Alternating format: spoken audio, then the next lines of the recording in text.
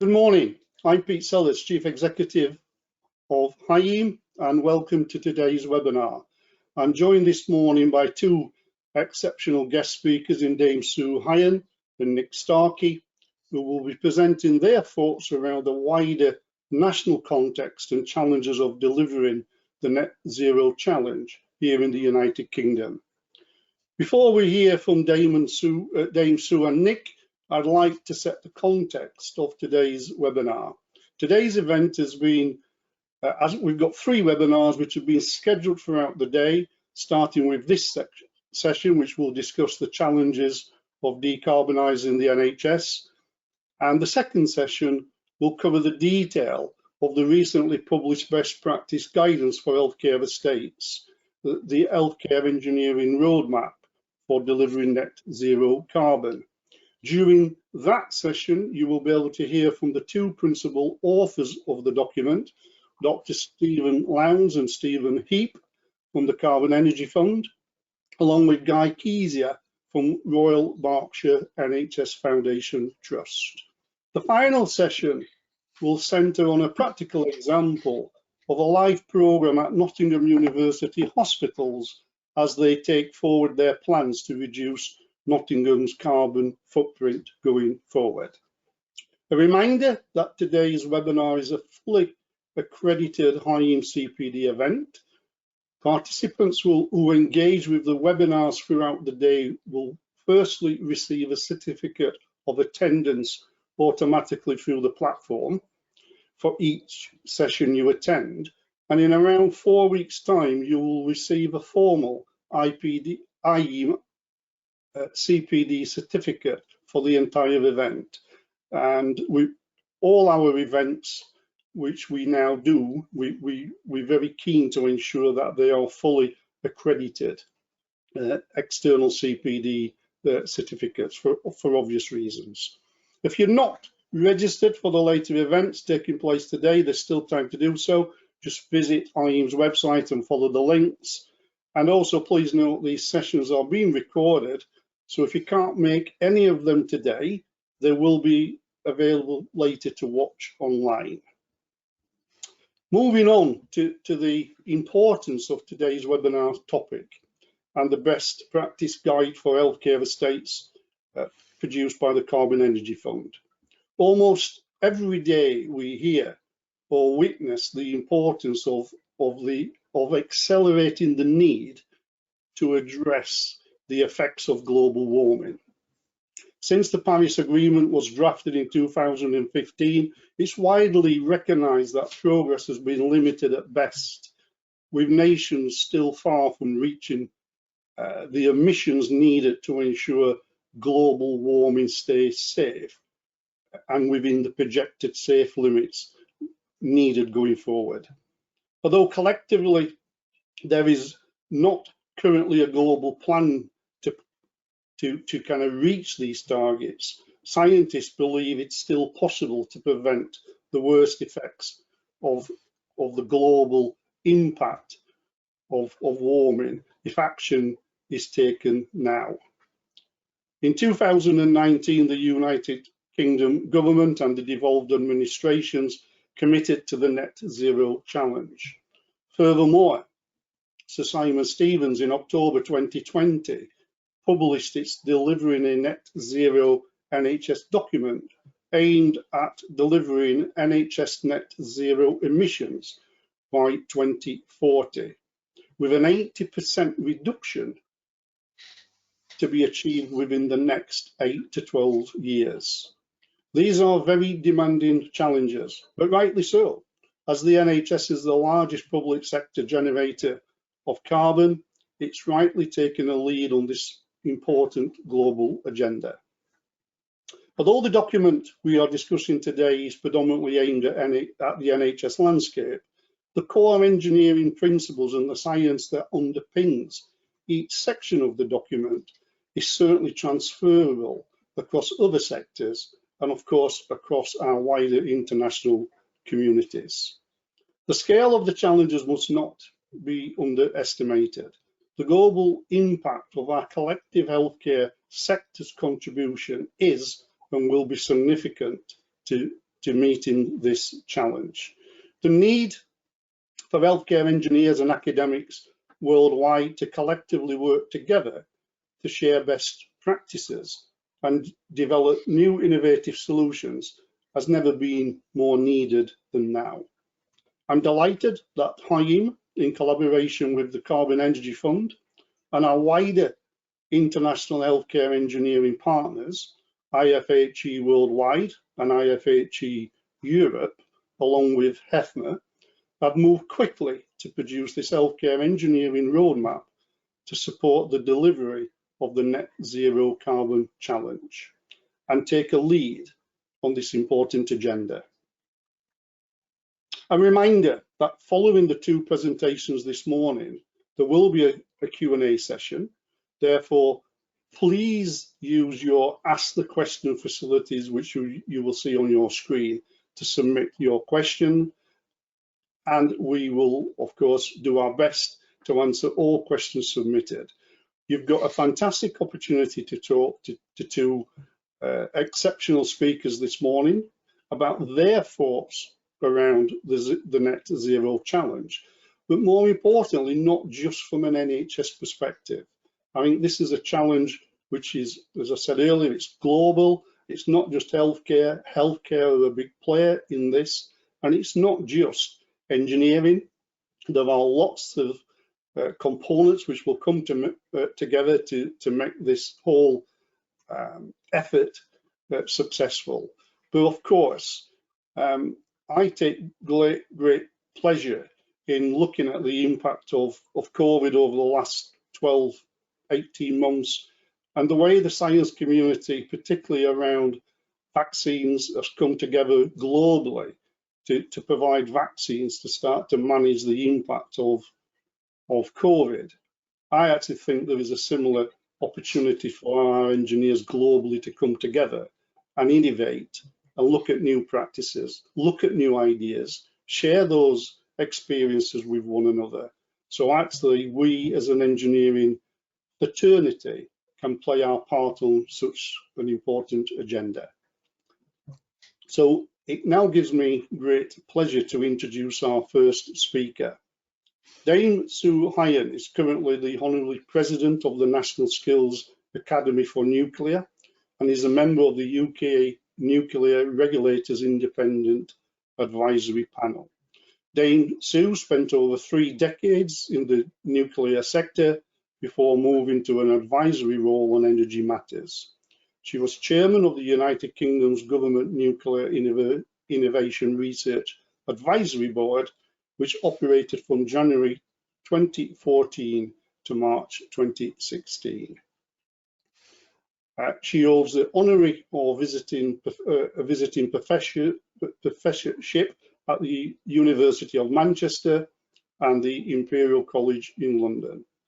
Dame Sue is a fellow of both the Royal Academy of Engineering and the Royal Society, where she chairs or serves on a number of standing committees.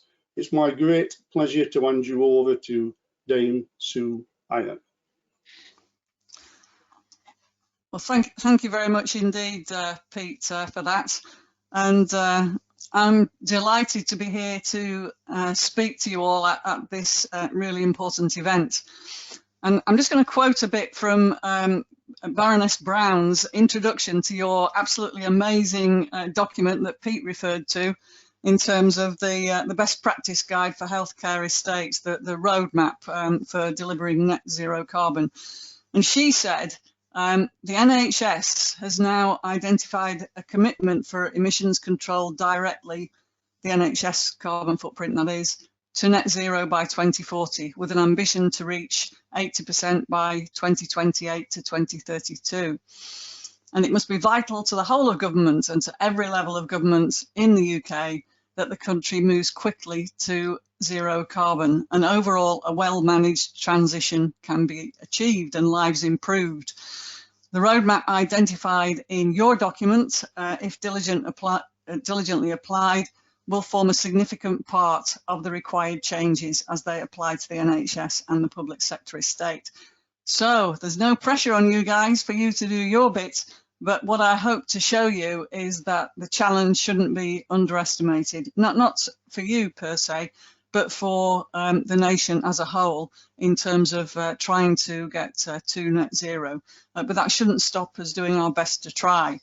So the real question is it just challenging or is it actually impossible? And what can we do to make it an easier journey? Next slide, please. So Pete has already mentioned about why we should care about low carbon. Next click, please.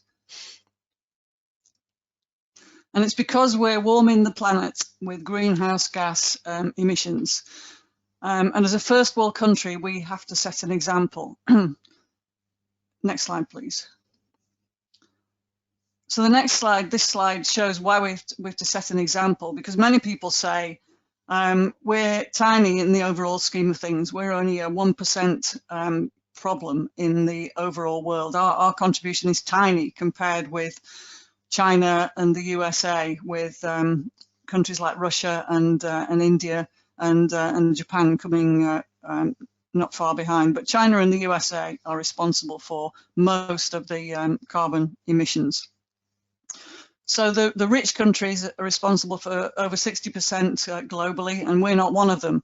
But as a first world country, we have a duty, along with the others, to lead the way in reducing emissions. Because if we don't lead as first world countries, how can we expect the emerging and developing nations of the rest of the world to do their bits? Because they're wanting, in the main, first world lifestyles, and they're energy hungry too.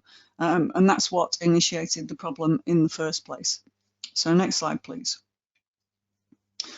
Now, this one shows that greenhouse gas emissions are not just about carbon dioxide. Many people focus on carbon dioxide as the issue for greenhouse gas emissions, but there are other significant contributors from pollutants such as methane and NOx. So we need to make sure that we're taking those into account as well as carbon dioxide as we go forward. Next slide, please. Now, this is the slide that the Climate Change Committee included in their 2019 report.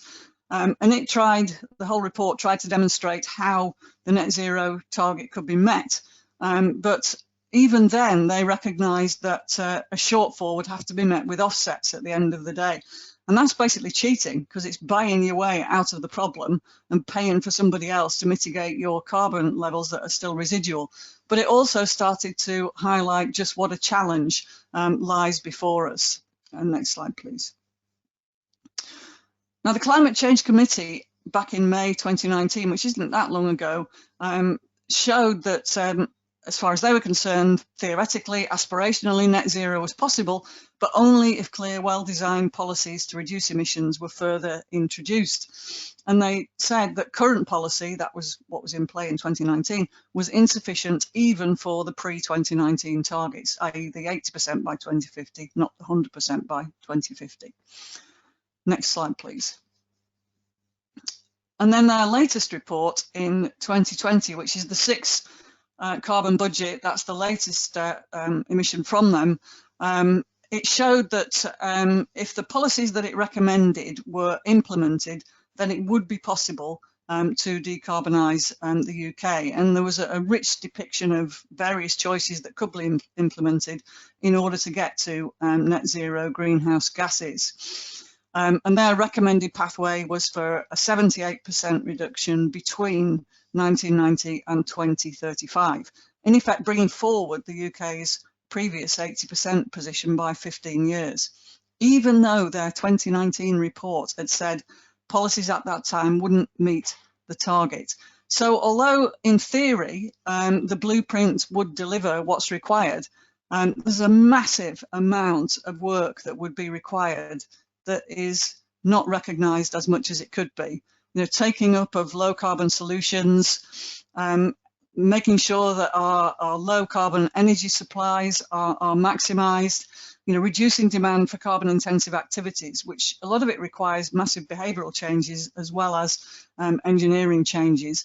But when you read it, you actually think we're not sure that this is going to be possible without a much greater system level approach. Now, I'll come back to that later in the talk. So next slide, please. So I'm going to show you how difficult it all is.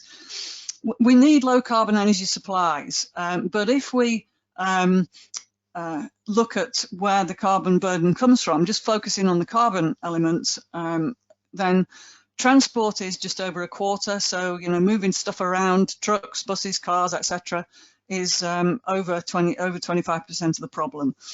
Heating our homes and running our businesses are another over 30% of the problem between them. And our energy supply, that's our electricity mainly, but not just wholly, is also not low carbon as it stands at the moment.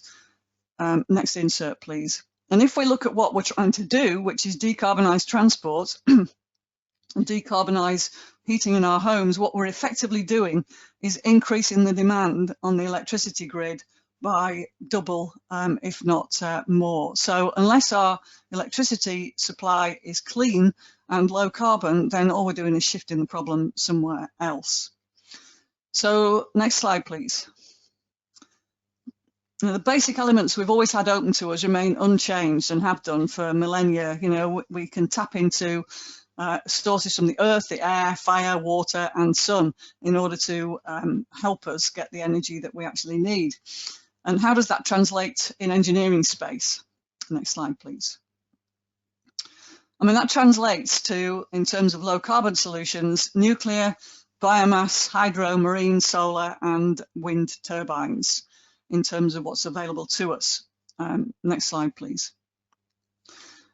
Now, if you look at what that means in carbon contribution, some of you may be surprised to learn that nuclear and wind are the two lowest carbon solutions for our power supplies. They're about the same in terms of grams of CO2 per kilowatt hour. So wind is 11, nuclear is 12, and then hydro 24, solar's 45, so it's 4 times bigger. Biomass, you will see, is not as low carbon as you might think. And then we move into the fossils of gas and coal, which are very, very much higher at 490 and 820 grams CO2. So remember, nuclear and wind are your best bet, followed by hydro and solar. Biomass, I'll come back to. Gas and coal, definitely not. So next slide. If we look at the biomass, the biggest biomass deliverer in the UK at the moment is Drax, and it takes 62,000 tonnes of pellets per ship, 37 freight trains, and it gives you power for 2.5 days. Over half the UK's requirement for biomass actually comes from overseas sources, and thus the carbon footprint is some of the carbon footprints due to the transportation to get the pellets to the UK. Next slide, please. Now, the Climate Change Committee acknowledged that in their 2019 report, this slide actually shows you what their expectations were for biomass, and that it was to effectively, unless it has carbon capture and sequestration with it, be phased out towards 2050 and only used where you can put it together with carbon capture and sequestration. Next slide, please. So we come to the Prime Minister's recent 10-point plan, which was built around the UK's strengths, but was it realistic? Has anybody ever asked if they were deliverable in an engineering sense? I'm sure Nick will come onto this when he gives his talk. So we've got offshore wind, producing enough offshore wind to power every home, quadrupling how much we currently have by 2030. Hydrogen, working with industry to generate low carbon hydrogen production, but at the moment it's actually generated by steam reforming of methane, which is not carbon free. And has anybody thought about the problems in dealing with hydrogen in the main high pressure gas grid? There are quite a lot of those. Nuclear, they want to advance nuclear as a clean energy source, but on a timescale, how are we going to meet the challenge in hand? Electric vehicles, but what about the issue with batteries in terms of sourcing the materials and charging? Public transport for us to cycle and walk more. And then we come to jet zero and greener maritime. So supporting those difficult to decarbonise industries to become greener. And with homes and public buildings, making our homes, schools and hospitals, so all good to your initiative, greener, warmer and more energy efficient, with an emphasis on heat pumps. But have we actually looked at the engineering challenge that's involved with that? So, I recommend you look at the 10-point plan for the green industrial revolution and see just how difficult it might be. So next slide, please. Because although the 10-point plan had aspiration for what might be delivered, it didn't say very much, if anything at all, about how the whole system would be integrated to cope with things like that. So if we look at the electricity demand by sector now, the demand drawdown's pretty even between domestic, commercial and industry sectors. In terms of big industry, the chemicals, the paper, engineering and food production are actually the biggest players there. Next slide, please. And then we look at the shares of electricity generation by fuel over the last 2 years. That shows that renewables is slowly but surely increasing, because if you'd look back to 2017, 2016, you'd have seen the same sort of shift. Renewables are basically increasing at the expense of coal, but gas has also increased. 2019, that when you look at the stats, they're always a year in arrears. So a company called Dukes provides the government statistics, and this is from the Dukes source. So renewables at just under 40%, gas still over 40%, nuclear, because one of the stations has been down at 17% for the last year. So we've still got a long way to go. So next slide.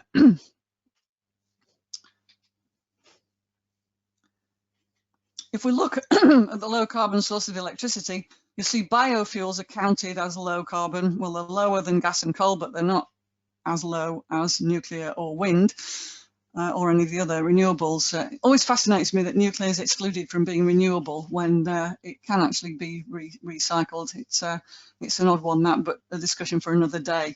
But this slide shows you what's been delivered since 1990 in terms of the renewables, onshore, offshore, solar, biofuels, and you'll see that nuclear, which is low carbon, basically matches onshore wind, offshore wind, and solar in terms of what it delivers. So over the last 30 years, we've managed to match nuclear with our wind source resources and our solar. Now just remember the target in the 10-point plan about the massive uplift when you look at what's only been achieved over the last 20, 30 years. Next slide, please. But if we look at our nuclear plants, nuclear being a big chunk of our baseload, then many of them will have gone by the end of this decade. So fade in, please.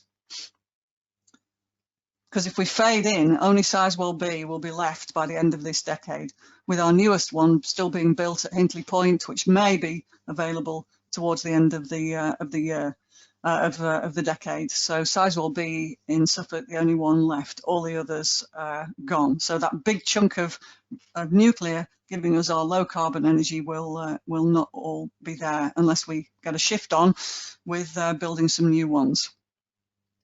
Now then, I'd like to recommend to you what's on the next slide. It's an open source website called Electricity Map. There are other websites which do the same, but this one's particularly user-friendly, and it throws up a map of Europe. It actually throws up a map of chunks of the world as well, and you tap on the country that you want to know about.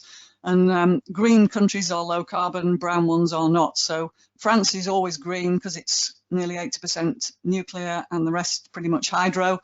Norway, nearly all hydro. Sweden, half and half, nuclear and hydro.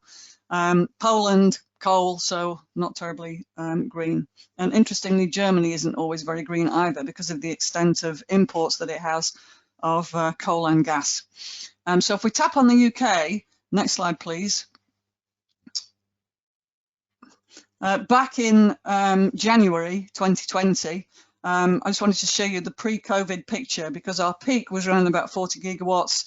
As you can see, gas was the main contributor, but it shows you the variability from night to day in terms of what we require. And it shows you the light blue, the variability of wind and the paucity of solar in the winter, and the steady base load that's provided by nuclear and biomass. Next slide, please. I shot this a couple of weeks ago to show you the drop that's taken place because of the lack of industry running during COVID, around about 30, so a drop of 10 gigawatts. But again, the same variability between night and day, and also in the winter. Solar is pretty variable, and the gain not very high. I actually looked yesterday and today. There's no wind on the grid at all because of the high pressure sitting over the UK. So one of the challenges that we have is to cope with the variability of the renewable sources of energy. And at the moment, the only thing keeping your lights on and the power to industry is actually gas on the grid.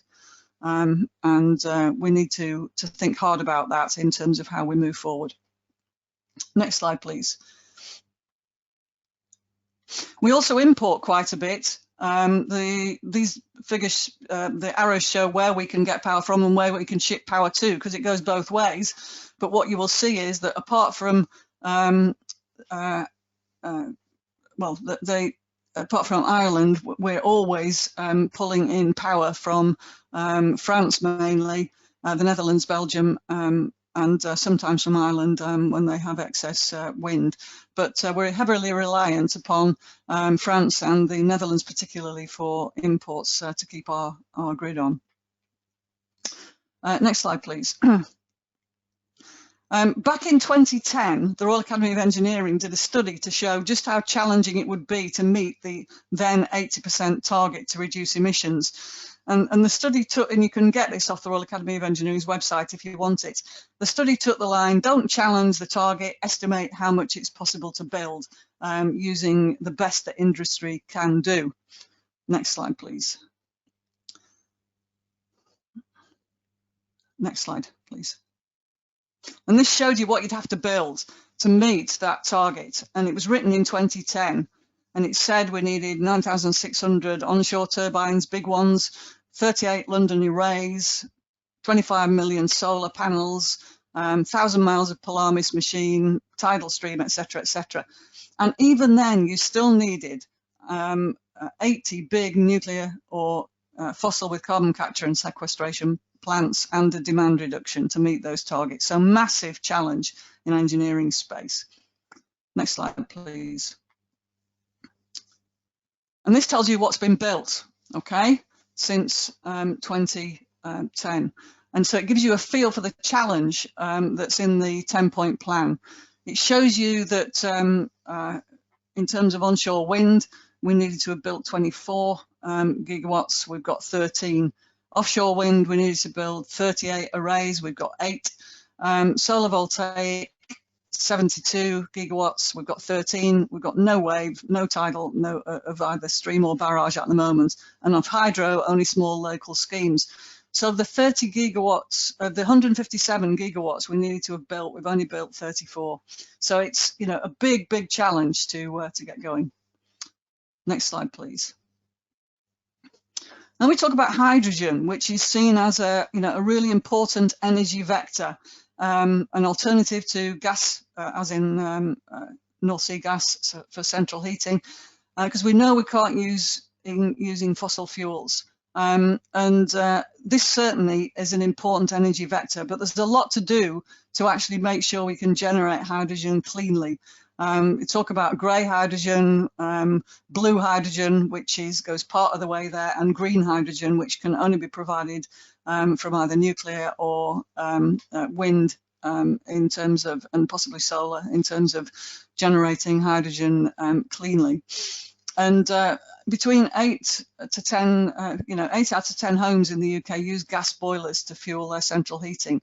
If we switch to boilers that could use hydrogen, it would reduce carbon emissions considerably. But we've got to either do that or look at alternative heating systems in 80% of UK's homes. So a big challenge. Initiatives are underway to try and put hydrogen into the gas grid, and they're proving successful at the local level. But there's still challenges about running the main grid with hydrogen. So local schemes doing well, but still a long way to go. In transport, where hydrogen will be a good energy vector to use for trains and commercial vehicles, again, there are trials and tests underway, and there's a lot more potential for success there, clearly. Now, in terms of research, oops, sorry, I've moved on with talk. Next couple of slides, please. So we've got the HyNet Northwest network there. We've got the train out for test, and various trials with buses, trucks, etc., using a combination of hydrogen fuel cells and batteries as the right way forward. Next slide, please. In terms of research, both the Royal Society and the Royal Academy of Engineering have produced between them several reports looking at how key technologies can help moving forward, but also highlighting the R&D challenges that are still to go on these particular topics. So options for producing low carbon hydrogen at scale, sustainable synthetic carbon-based fuels for transport, including air transport, using ammonia as a potential vector for zero carbon fertilizer, fuel and energy storing, and the potential and limitations that there are with using carbon dioxide for other things. Next slide, please. And the Royal Academy of Engineering, in its Sustainability of Liquid Biofuels report, it's also done reports on electrifying transport and transitioning to hydrogen from the IET, and jointly with the Royal Society and the Royal Academy of Engineering on how do we remove greenhouse gases from the atmosphere. So a lot of reports underway and still to be produced, and quite a lot of challenge still to go. Next slide, please. Heat pumps are seen as one of the big sources of success, both ground source and air source. And Mayor of London actually set ambitious aims for London to be net zero by 2030. 28 London boroughs have declared that they are committed to achieving net zero by 2030. But again, although the political will's never been stronger, some of the engineering challenges are massive, and London's targets can't be met unless there's a rapid solution and a rapid transition to low carbon. Next slide, please. I'm just going to run through these quite quickly. So these show you how London's greenhouse gases are split by sector, from transport to residential electricity, residential gas, and non-residential electricity. Quite a lot of carbon emissions from those sources, but particularly residential gas.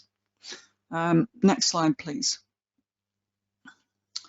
These show some of the initiatives in terms of heat pumps that have been put in, but you'll have seen in the news recently some of the issues with heat pumps and provision of district heating, where a bit like leasehold properties, people are locked into the price of paying for the installation for many, many years. So there's got to be not only engineering solutions to how we get to low carbon, but also, financial solutions in terms of how do you enable some of what are the poorest sections of society to move to low carbon energy and not be penalised with the price of the installation, as well as the provision of the fuel. So Central London office buildings, Ealing Council, and into Victorian terraced homes in some of the more challenging homes in Tower Hamlets. And then next slide, please. This one is just a tower block that showed how 5 estates, Newington, Windham Consort, were technically and economically viable, and they replaced gas boilers there with water source heat pumps. So lots going on, but quite a lot of it on a local level, not necessarily a national design system level. Next slide, please. Shows how you can use ground source heat pumps in Northumbria to heat a school. So we're coming more down to the sort of size where a small hospital could be feasibly treated with these. And running into the last couple of slides, please. Next one shows Exeter City Council with a solar farm and battery project. Next slide, please. How Warrington Borough Council have done a deal to take power from a massive facility in York. It's a 35 megawatt solar farm with 27 megawatt hours of battery storage, so a combination of solar and battery to provide on a contract basis power into Warrington. And then next one, please. Cheshire West and Cheshire Council using solar and battery to power 2 estates of social housing. So quite a lot of integration between councils and providers to try and alleviate the problem. And then last slide, please. Challenges we have at the national level then, which I hope I've outlined. The biggest thing that we need is a national roadmap to outline the journey to 2050. You know, so far the technologies, whether they be wind, solar, nuclear, they're being considered in isolation, in silos, and the roadmap to 2050 is aspirational. It's not a proper roadmap at all.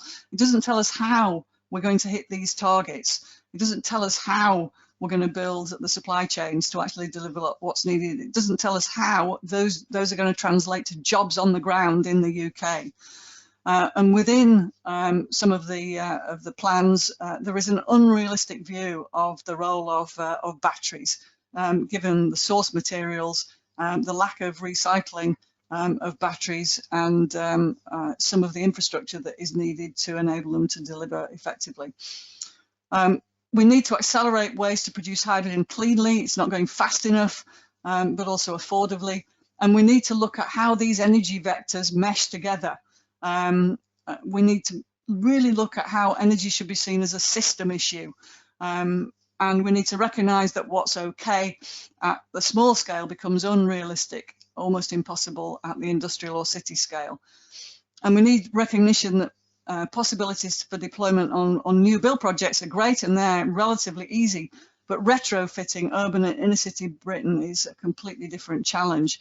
I'm sure you guys will appreciate that recognition that old inner city hospital estates are completely different and face completely different challenges from new build greenfield projects.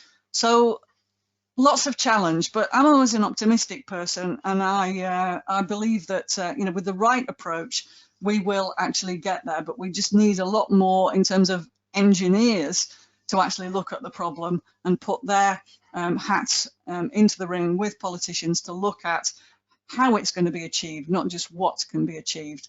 And actually moving to the final slide, please, which is your healthcare engineering roadmap. It's an engineer's look at what's required, with many no regrets investments outlined in there, and it's a real positive way forward for us to take things along, and would that this sort of initiative were prevalent elsewhere.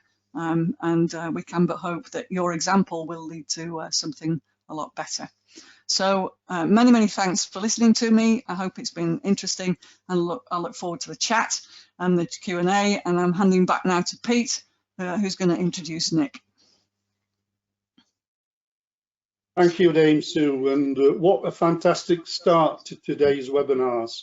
And Sue, I think, has just highlighted that actually the challenge of net zero carbon is huge across all industries. It's going to impact on everyone. We in the NHS and the wider healthcare sector have a huge part to play in that. And I'm delighted that also through our work with the Royal Academy of Engineers, IHEEM are now supporting the Royal Academy of Engineers to look at how they and what they can do from a policy context of delivering net zero carbon. So it's my great pleasure now to hand over to Dr. Nick Starkey. Nick joined the Royal Academy of Engineers in 2018 from the Department of Business, Energy and Industry, where he was Deputy Director of Science. And I think Nick is actually the policy lead now in the Royal Academy of Engineers. So it's my great pleasure to hand over to Nick. And please remember to use the question facilities to ask Dame Sue any questions you wish. And obviously, as you hear Nick this morning, get your answers in. Questions are coming in, but I'd like to see an abundance of questions which we can put to Nick and Sue later this morning. Nick, over to you. Thank you very much, Pete. Thank you, everybody. It's lovely to be here speaking to you. I've been looking forward to this event. Let me tell you a little bit of context about who I am and the Academy and the National Engineering Policy Centre, because as Pete says, we've been trying to put the voice of engineering into some of the policy debates around net zero. So I'm Director of Policy at the Academy, as Pete says. It's a joy. The Academy is the National Academy for Engineering in the UK, but we're also with the global outlook, and I also have the pleasure of looking after its international partnerships. We appoint only 50 fellows a year, every one of them extraordinarily eminent from a blend of academia and industry, Dame Sue amongst them. We also work very closely in partnership with the other engineering institutions, IHEEM included, in the National Engineering Policy Centre. If I have a mission in my job, it is that I think that from my experience in Whitehall, when the Permanent Secretary has a policy dilemma on his or her plate, it is natural to turn to generalist policy makers, as I was once, nothing wrong with them. It is natural to turn to statisticians, maybe a chief scientist, but there's a lack of appreciation, I think, in many parts of not just Whitehall, but devolved government too, that many of the challenges that society faces are complex systems problems of the sort that engineers have an insight into, and that engineers can make a contribution to at the design stage of policy, not simply when it comes to the practicalities later down the track. And the engineering profession has enormous resource to bring to these challenges, but we also make it a little bit more difficult for government too. So we are one National Academy, Engineering UK, Engineering Council, 40 professional engineering institutions. That's difficult for government to grapple with, and it's difficult for us to do the sort of systems thinking that Dame Sue was talking about if we don't get ourselves together. So the National Engineering Policy Centre produces a single front door by which government can access the wisdom across the whole of the engineering profession. Now, that might mean that we just route government to specialisms such as IHEEM, or it might mean that we collaborate together doing projects on large issues together as a community, drawing on the different technical expertise that we find in different parts of the profession, using that great richness of expertise that the profession has. At the moment, we have projects running on the safety and ethics of autonomous systems. We have a lot of work going on resilience and on COVID-19, and I'll come back to that, but IHEEM have been very prominent in that during this last year. We have taken ourselves miles out of our comfort zone, doing work on the sustainability, on sustainable living places, how you develop sustainable housing that's happy and adaptive and that people want to live in. And there, engineers were very much there as systems thinkers and not simply as technicians. And we have a lively healthcare topic group of which IHEEM is a contributor. We also have a very large programme running on net zero, which I would encourage you to check out on our website. This is a large-scale systems challenge par excellence. The need to replace or restore multiple interconnected systems over a compressed time scale. It can't be allowed to evolve. We have artificial, as it were, target in place, and so we have to move more quickly than ever before. And this requires us to undertake what Dame Sue was talking about, which is very much a systems approach. And a large part of the theme of our work on net zero has been the taking of a systems approach and the interconnectedness of the different mechanisms that we need to take if we're to effectively get to net zero. From that perspective, I really welcome the comprehensive approach in the healthcare engineering roadmap, which IHEEM have recently delivered, and the ability to come at these issues from all angles is absolutely crucial. The programme has been running about a year or so, has been influential. We've worked, for instance, a lot with the Prime Minister's Council for Science and Technology, and helped them a great deal with a paper that they wrote to the Prime Minister just over a year ago on taking a systems approach, specifically on taking a systems approach to net zero. We talked a lot about the governance that is needed for net zero. If you are to take a systems approach, the default mechanism of governance is that you let departments get on with their bit. Have a great spreadsheet which shows how everybody's getting on, but the interconnections between the elements of net zero are such that you need more sophisticated governance within government to achieve the target. So that was our thesis, and we have at the back of the document, you might look it up. I'm looking at it now. A diagram which just shows the complexity which comes with decarbonising homes. And to really understand the best way to decarbonise the housing estate of the future, like the one I'm sat on now, you need to understand multiple things. What's the future for different fuel sources? What are our priorities for hydrogen? Is it going to be for high intensity industry? Is it going to be for transport, or is it going to be for domestic heating? You have to grapple with things like different ownership structures, because that makes a difference to the practicalities of being able to decarbonise that housing estate. You have to grapple with things like retrofit as well as new build. You have to understand, how's the transportation going to work for this estate? Are we going to electrify both transport and house, and therefore build things with electrification built in? Are we going to go for mass transport or individualised transport? There's an awful lot beyond the insulating of the house itself that you need to understand to make the right strategic decision on the road to 2050. And in doing so, we're doing something very awkward and exposing a lot of complexity and working with policymakers to help them through that complexity in a way which just doesn't put them off, make life seem overly bamboozling, is one of the things we do.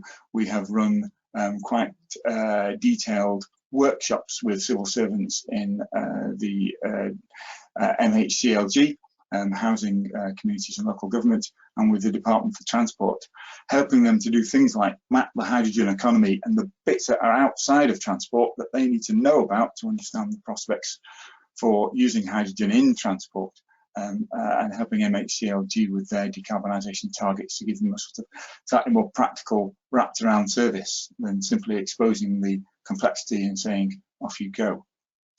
And we also have a neat net zero explainer, which I would encourage you to check out, which is an excellent cheat sheet to some of the concepts that people use when discussing net zero. For instance, as Dame Sue was pointing out, the difference between the different greenhouse gases, because it's not just carbon dioxide, and the difference between net zero and absolute zero, if there is such a thing, the difference between our ultimate targets and our carbon budgets. Again, Dame Sue touched upon that. We are coming towards further publications now and on issues which I think might be relevant to you, particularly decarbonising construction. This has been shooting up our agenda. I think construction is an industry which is really just starting to get to grips with this now, actually, and some good work being done by, for instance, the Construction Leadership Council. Embodied carbon, the carbon that goes into the production of the materials for a building, the production of that building, is becoming more and more significant. Energy efficiency has improved, and the embodied carbon is, I think, sometimes an under-observed but very significant part of the carbon cost of our landscape. And so the National Engineering Policy Centre has been taking a detailed look at that, and there'll be something out within a month or so. So do please look out for that. Looking at issues like how you embed whole life carbon assessment into decision making, and particularly public procurement, and the role of things like the Treasury's Green Book, because government procurement has not only is responsible for quite a bit of the building in this country, but also procurement can very often set the standards for other industries to follow. How we define and scale up best practice in low carbon construction and procurement and apply it to new buildings and to refurbishment. And how we drive net zero and sustainable principles into engineering education. I still think there's further to go, and I welcome this this seminar as part of continuing CPD for IHEEM. I think there's so much further to go across the engineering profession as a whole in ensuring that engineering education is contextualised within the challenge of sustainability as being the context for everything that engineers do, rather than simply one small nodule on the side of an otherwise technically driven education. Another thing that we are producing, which you might look out for, is a paper on how to take low regrets measures. As I say, one of the challenges of promoting a systems approach, an engineer's systems approach to decarbonisation, fully necessary though that is you can take a policymaker from a problem that they knew was quite complicated, show them vastly more complexity that they need to get their hand around, and leave them feeling more bewildered than before. Now, of course, it's right to confront the complexity. You can't bury your head in the sand. But do I honestly need to understand all the prospects for hydrogen and electricity and transport and whatever before I can take my first step to decarbonising this estate, for instance? How can I move if everything is interconnected, and I seem to need to understand everything before I can understand anything? Now, it isn't quite that way, as you know, as systems thinkers and engineers. And so our low regrets paper, which will be out soon, helps people to understand, with a systems perspective, what are low regrets measures that I can take now without knowing everything. That's not the same thing as low hanging fruit. We've done most of the low hanging fruit. That's part of the problem with not being on target. We've done most of the low hanging fruit. It might be very hard things to do, but there are things that you can do now without worrying that you'll regret them too much later. The criteria measures such as things which are non-optional or which appear in all future scenarios. Things which have co-benefits, for instance, things which provide cleaner air as well, are much less likely to be regretted in the future than if they don't have co-benefits. Things which reduce costs for the future, and really crucially, things which open up options rather than creating path dependencies which reduce your options for the future. Absolutely crucial issue. Examples are things like large-scale demonstration projects and large-scale deployments of proven technologies. I could not agree more with the point that Sue said in closing, that the fact that you have a small-scale technology does not necessarily mean that it will work at scale. It does not necessarily mean that it will work in the context of all the other things you are doing simultaneously. The Academy has been calling for quite a long time, actually, for more large-scale demonstration projects. For instance, in CCS, going back to the 10-point plan, prospects for hydrogen depend a lot on carbon capture and storage, unless we can really do green hydrogen at a much bigger scale than we currently are doing. And that requires scale-up of demonstration technology, so you can see how these technologies work in the real world. It's our thesis, and it's contested by some, but the challenge of net zero by 2050 isn't ultimately a research challenge. Of course, we need further research. Of course, the technologies that will come ahead in 20 years' time will surpass the ones that we have now, and we need to double down our efforts on that. But the large-scale demonstration and deployment of proven technologies is what is most needed to carry us to 2050. Other things that are low regrets are things like a smarter electricity grid and large-scale energy storage to deal with the issue Sue mentioned over intermittency. It's a very big part of a system solution that we have much better energy storage, and it's a pretty big challenge as well. Sustainability runs through much else in our work, and it's part of our strategy as an academy. Sustainability is one of the 2 strategic aims for this strategy over the next 10 years. I'd like to tell you in passing about a piece of work that you might look at called Sustainable Living Places. And here I think we can hit an optimistic note.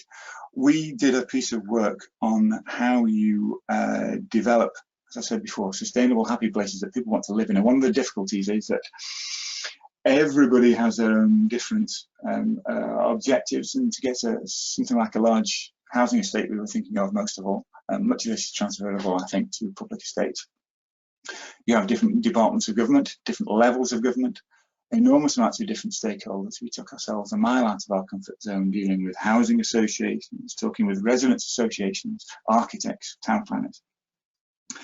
And the difficulty of getting anything done when everybody has so many divergent, legitimate but divergent goals. And I think Sue mentioned that, you know, the people aspects of delivering climate change are just as difficult and just as significant as the technological aspects. One thing we found was that net zero actually was a sort of leverage point at which you could start a conversation with all those different divergent interests and expect to achieve an outcome, whether your objective was purely about carbon or whether it was about the planning permission and the opposition of residents or whatever. Net zero is becoming the one issue which, whatever level of government you're at, and whatever your organisational strategy is, you understand you need to pay some respect to it, and therefore it is becoming a sort of leverage point by which you can drive different interests together, or at least to start a conversation to drive different interests together. Finally, in coming to a close, taking a true systems approach means that you need not only your carbon policy to join up, but your other policies to join up, and we are finding this ever more in the Royal Academy of Engineering. So I mentioned the amount of work the Academy has been doing, and the National Engineering Policy Centre and our partners in the Policy Centre have been doing over this past year in response to COVID-19, work on ventilation, work on surfaces, work on how supply chains are bearing up, doing very quick turnaround work for the Department for International Trade, for instance, and how supply chains were bearing up amongst the COVID crisis. IHEEM has been really prominent in this and has really stepped up to the plate because its expertise has, as you might imagine, been very relevant to the challenge. We have just been asked by Sir Patrick Vallance, the Government Chief Scientific Advisor, to take a look at what infection resilient environments look at in the future. And I've been discussing this with Pete, how we design for infection resilience as well as for low carbon, and how we manage buildings in a way which is more infection resilient. And there can be tensions here as well as opportunities. So a great priority is reducing the number of times you need to change airflow. How does that sit with making buildings less open to infection? There may be opportunities here if we have to redesign our buildings in order to meet our net zero challenges, or there may be an opportunity there to break through inertia and improve the hygiene of our air at the same time. There may also be great tensions between a great through flow of fresh air and climate change objectives. We are just at the very start of this work now. Just feed thoughts through to Pete or directly to me. We are very much in ears open mode as we scope that piece of work to deliver something on behavioural change and the measures we can take now sometime during the summer, and then looking at more long-term issues about how we design all sorts of infrastructure, but quite possibly hospitals amongst that.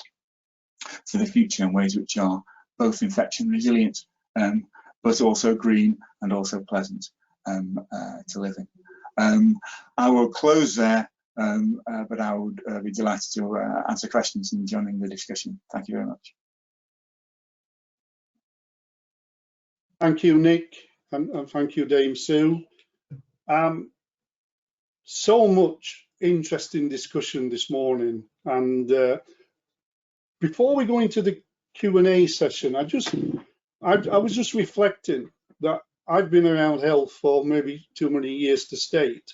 However, I think for the very, very first time, we have a situation in healthcare where Sir Simon Stevens has set the challenge for the net zero, NHS by 2040.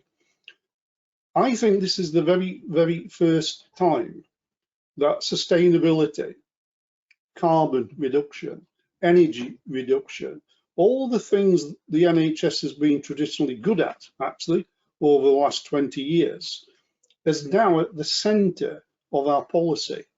And Nick, you alluded to this joined up thinking and systems approach. I think what we have in the NHS currently is the opportunity to really take and grab this agenda and move it forward. Because at the heart of everything the NHS does now is the conversation around net zero. So the NHS is entering into a massive new build programme, no doubt a rethinking of how it delivers services, particularly linking to the environment. You mentioned the pandemic. The pandemic has demonstrated that the existing infrastructure, although very strong, was designed for different parameters. It was designed if the gases failed or the ventilation failed or any of our key services failed, something would kick in and duplication was there to keep the services running. Of course, the pandemic took it to actually stresses and strains of the system in terms of that resilience, in terms of the demand. So I think the engineering challenge, not just in healthcare, but as both you and Sue have identified this morning, is going to really need some innovative thinking, because at one point of the spectrum in health, we're going to have to be designing new systems, which is probably going to be taking more core energy to provide the resilience to deliver with future pandemics, which is going to be a trade-off against the sustainability agenda. So with that in mind, I'm really interested, Nick. I suppose the first question, I've got loads of questions coming in, which I will move on to, is how can the engineering fraternity influence the policy to accelerate and understand the real value of this systems thinking? Because the systems thinking in healthcare is going to be so important for the future planning of our services. I think, thank you for that, Pete. I think there's several different aspects to that. I mean, first of all, you have to do some knocking on the door. You have to get yourself around Whitehall and the devolved and regional administrations and let people know what you can do for them. You have to try to present the systems approaches as clearly as you can. This is a challenge, because the received wisdom as a policymaker is that the perfect report says, here's a problem, here's a discussion, right, here's 5 things, here's 5 clear things you can do. Go do those 5 things and your problem will be solved. And unfortunately, systems thinking quite often says it's not quite as easy as that. And quite often the answer is, it depends. And that's it's not what you want to hear as a policy person. Great, but what do I do now? So I think you have to give, I think you have to stay with people. I think that's one of the things we're trying to do with our systems workshops. You have to give people good advice. You have to be honest about the complexity. There's no point hiding that under the carpet to try to make the situation more palatable. But then you have to stay with people. So we run a workshop with them. We help them to map the hydrogen economy, for instance, in relation to their particular policy area. then they go away and do things that only the policymaker can do. You know, from the outside, there's some things you can't do. They own the problem. They know their way around the halls of Whitehall and of regional and local government. And then come back and see how they are doing and help them. We run something at the Academy called Engineering Policy Fellowships, where we encourage policymakers to apply to become policy fellows of the Academy, not FRNG fellows as Sue is, but policy fellows of the Academy. We give them a boot camp on what systems thinking is. We give them an introduction to the various different things that engineering is. We then give them introductions to 10 to 12 brilliant engineers from across our network, where they just talk over their project and get different perspectives. Just the value of an hour's conversation with a good engineer to give you a different perspective on your problem. You can't solve their problem in that hour. You can give them a different perspective. You might stop them going down a rabbit hole that could have taken them months. You might give them some leadership and coaching advice while you're at it if you're a senior engineer. And then we bring them back together and they share their perspectives. And then we put them in our alumni and we invite them to things, we involve them in our policy, we stay in touch with them. And I think that being there as a support that you can come back to time and again is important when you've got a only just tractable, long scale, complex systems problem. I think the other thing our policy fellows did for us a session for our Academy fellows on what policymakers need from engineers. And the things that rang most loudly in my ears, frankly between friends, are the things they don't need from engineers. Policymakers aren't stupid. They have lots of different complexities, which are different sorts of complexities. They have a minister in their ear, they have their boss in their ear, they have public opinion and public acceptability to take into account. They have to deliver some stuff themselves, but they have to deliver some stuff with a million partners. So, don't just speak slowly to them as if they're a bit stupid. They may or may not be able to do what you want them to do. They will value your perspective, but they're also dealing with a different sort of sophistication, and that needs some respect too. Thanks, Nick. I'm going to move on to some questions. I've got quite a lot of questions in the question box. Following on actually this questions of policy and influencing policymakers, a question from Martin Owen. Should the UK government commission or consider its own wind farm to supply the government estates, as in, the NHS, the MOD, councils, to remove the need for each trust having to develop its own small system? Would it be far better? Would the scales of economy work that actually we had a scheme to cover the public estate in terms of wind farms? Dame Sue, could I ask you to pick up on that particular question? Is it feasible? Do you think we could ever get to that situation? Yeah, I mean, it's certainly feasible that government could contract for a large-scale wind farm or more than one large-scale wind farm to supply the energy requirements it needs to feed the estate. I mean, don't forget we're running with a national grid. It's a bit like a bank where you put your money in, and when you go and draw your money out, although we haven't been doing because of COVID, you don't get the same money out, so it's all fungible.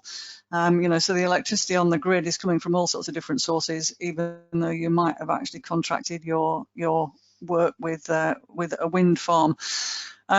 In terms of paying for it, that would be entirely possible. But the thing to remember is that wind is not just the only answer, because if the wind isn't there, you still want power in your hospital estate, and therefore you have to recognise that it's not just about a solution called wind. It's a solution that says we need power 365 days a day, a year, 24 hours a day, and therefore we have to be able to recognise that we need the solution for that.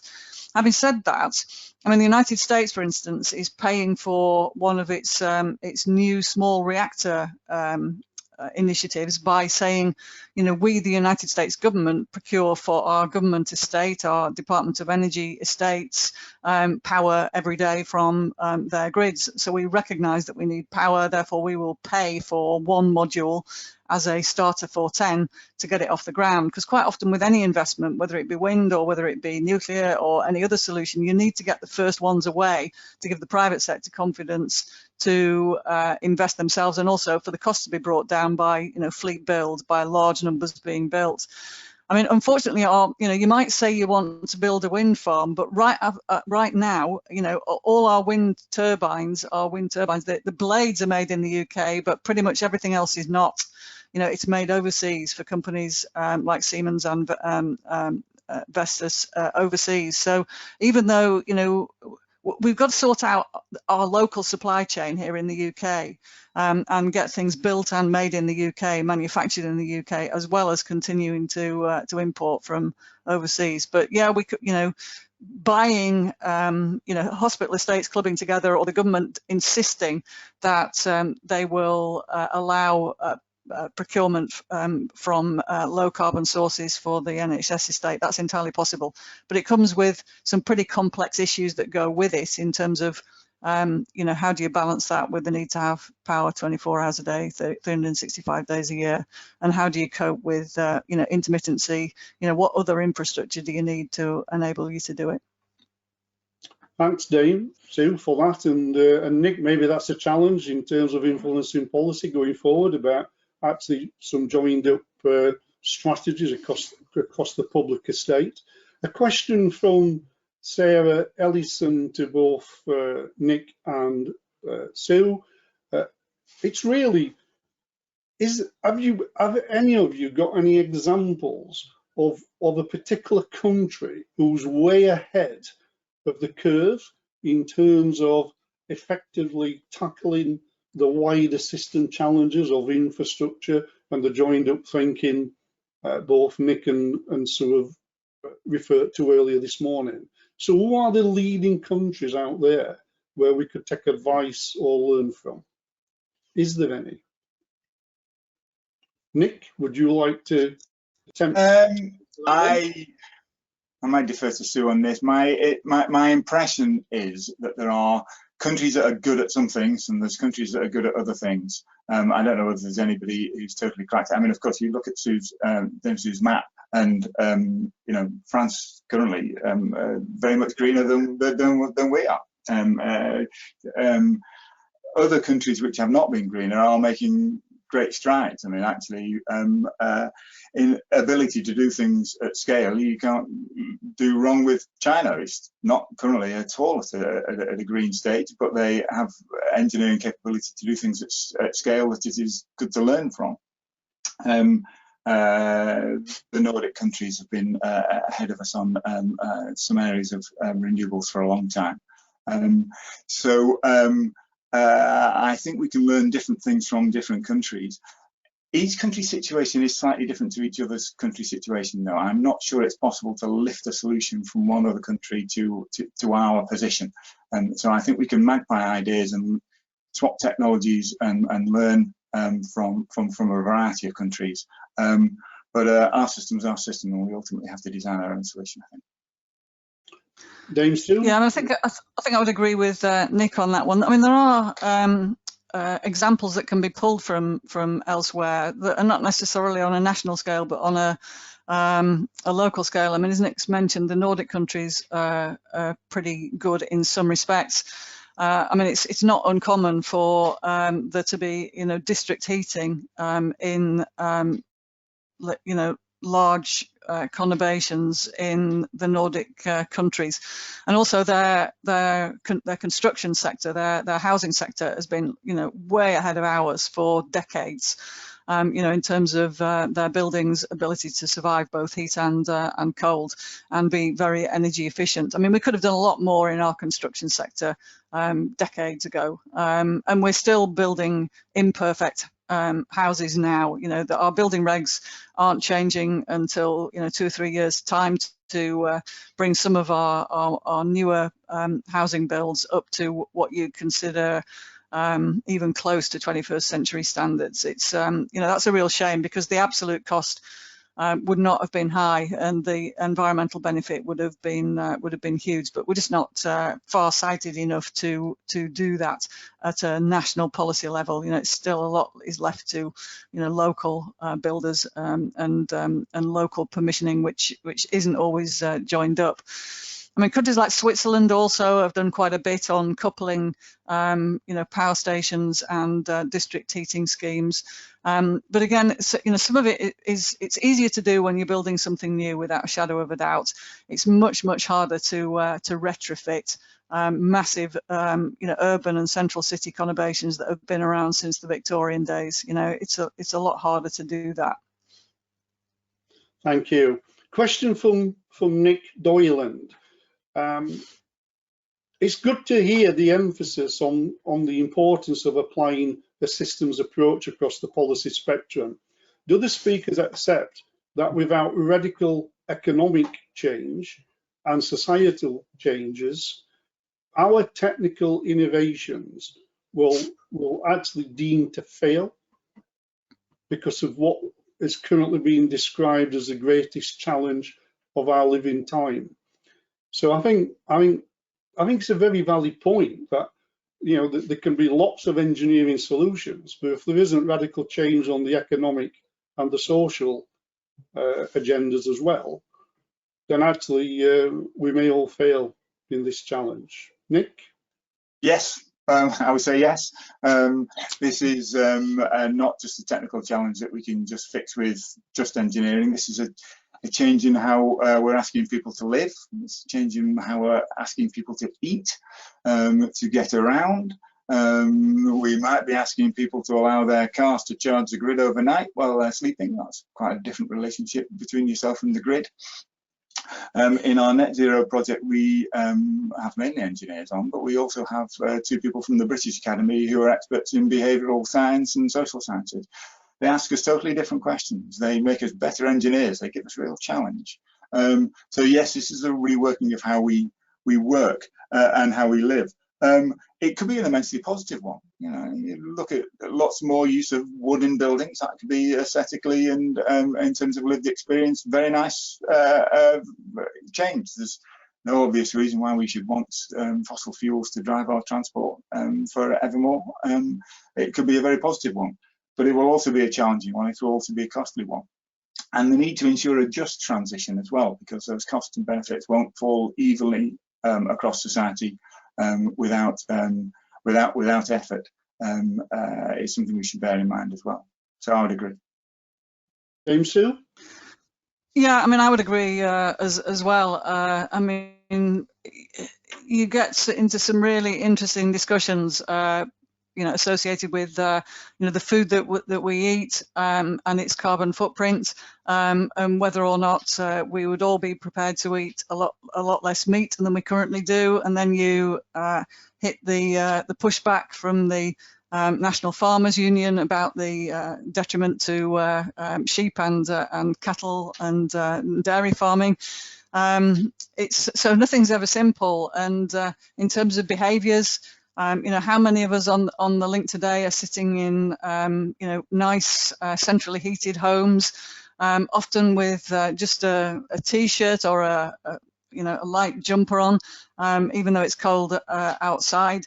If we look back to our grandparents' eras, we wouldn't have been doing that. I mean, we'd probably have been burning coal in a fire, which isn't good either. But we certainly wouldn't have had the luxury of the excess heat that's available to many homes today.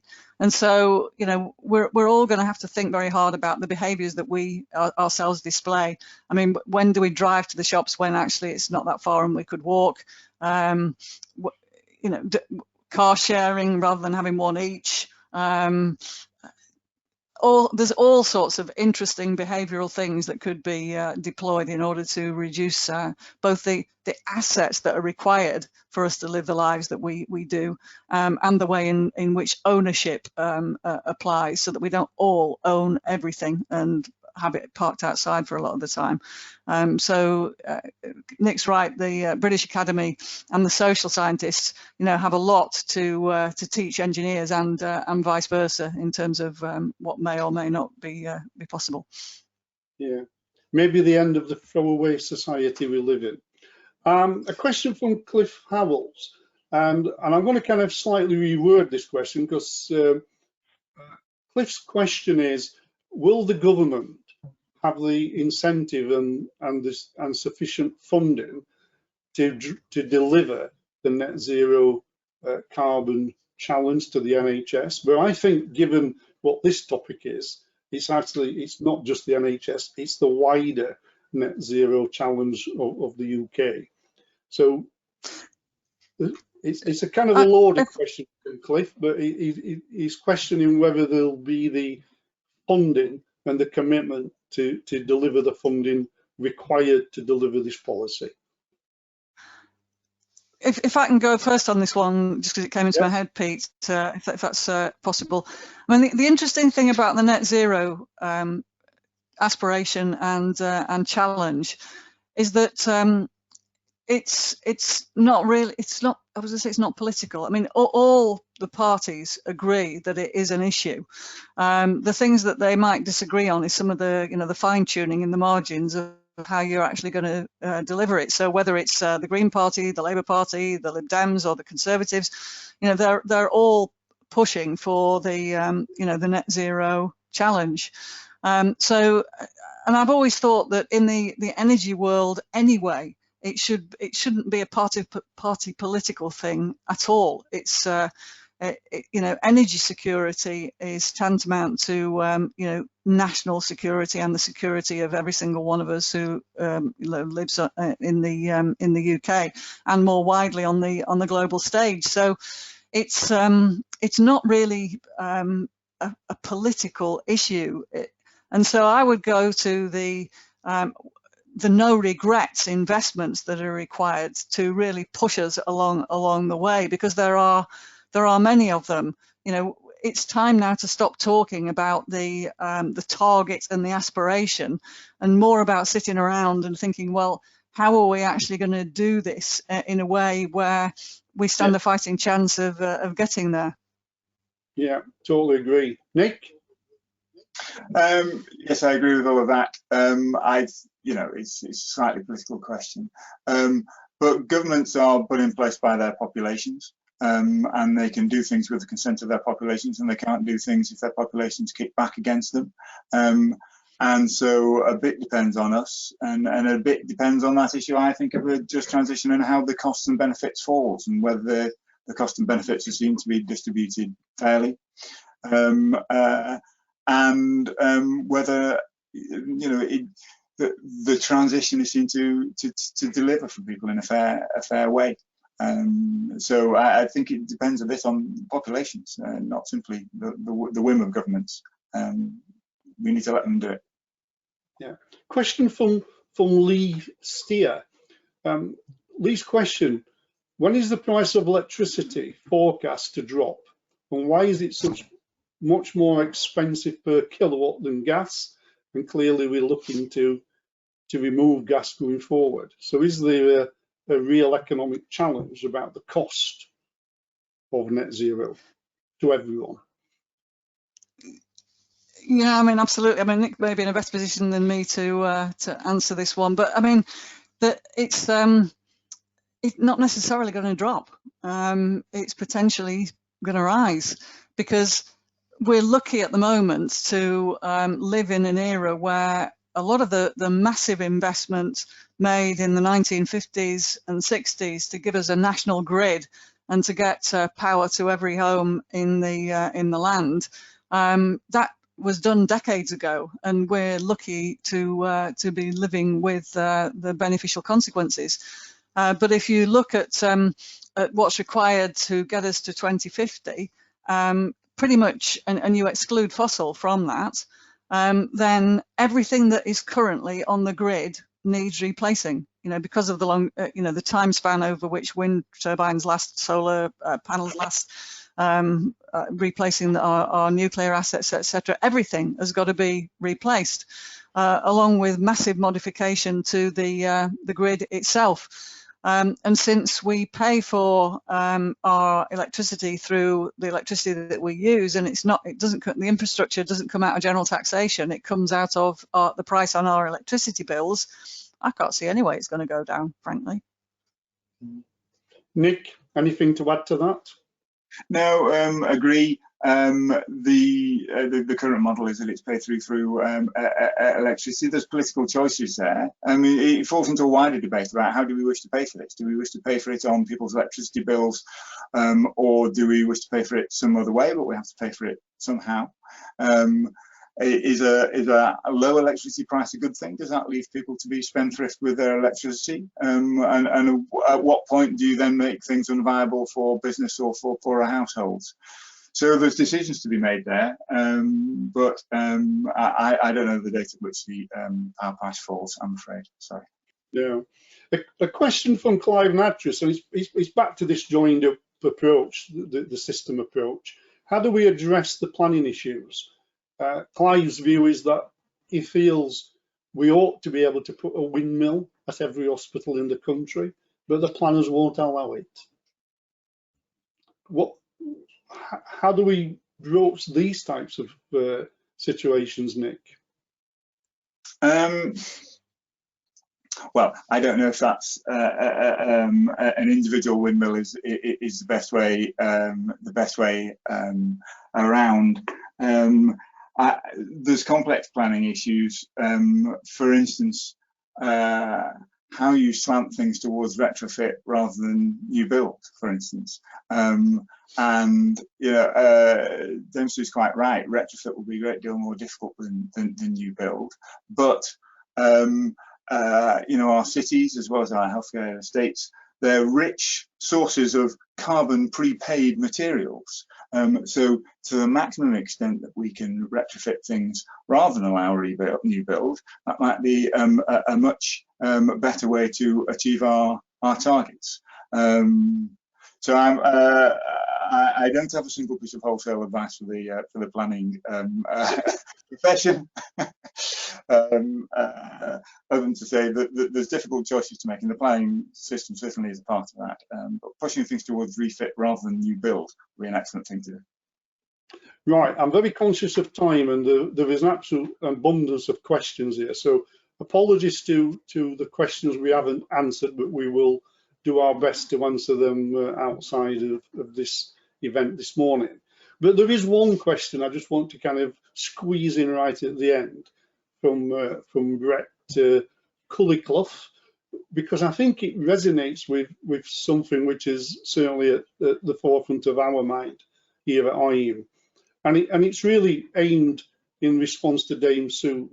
The changes to our behaviours need to be instilled from primary school age. What educational programmes are available for schools to begin the process of educating the young to prevent them from really continuing with the agenda we've had for many years? I'm also very keen to add on to that, and it's a discussion I've had with Nick and Dame Sue outside of this event this morning, is that this all thing's going to be here for the next 20, 30, 40 years or plus. What opportunities do we have to actually create some proper focused training, development, and actually bring people through who's got the right skills to take these agendas forward for the next 20, 30, 40 years? Because it feels an area which is kind of new, and it needs that educational support. And what can we do nationally to help put these programs in place? Dame Sue, would you like to comment on that? Yeah, I mean, it's like it's a big question, Pete. Two big questions, in fact.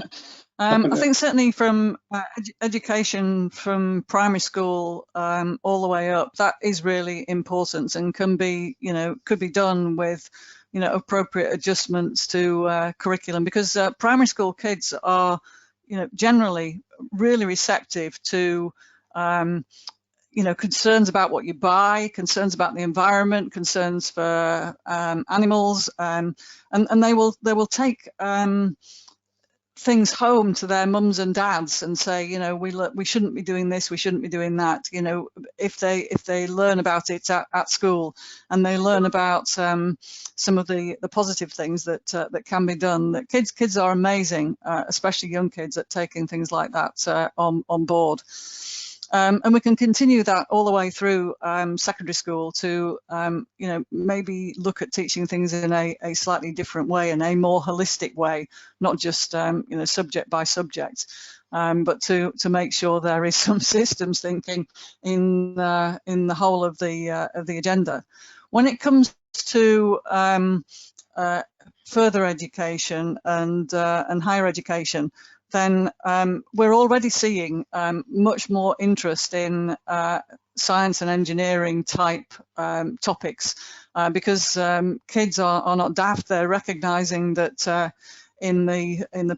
due to COVID and in the post-COVID era, that jobs in technical and technology areas in science and engineering are likely to be more prevalent than perhaps they would have thought before. So are more interested in studying subjects that are related to medicine, related to the environment, related to general things that are good for the planet. But I would, as a policy, make sure that all the science and engineering courses that are run in the UK include an element of, you know, systems thinking and practicality of delivery, not just, if you like, the pure research end. I would make sure that there is people are taught to think in a systems way, which is not difficult and could easily be included in pretty much every course that is run. Thank you, Sue. Nick, I think maybe this is something we could all collectively get together across the Royal Academy of Engineers and discuss with our 40 professional bodies on maybe a consistent approach, but we may be able to influence the future. I'm very conscious of time, so I'm going to have to unfortunately call this to an end. There's an abundance of questions here. Thank you everybody for tuning in this morning. Thank you for your questions. And a massive thank you to Nick and Dame Sue for spending this morning with us and getting today's session off to a fantastic start. Remember, there's 2 more sessions later in the day. Please log into them and we'll get into more practical details of actually how to deliver the challenges of net zero. Once again, Nick, Sue, thank you very much.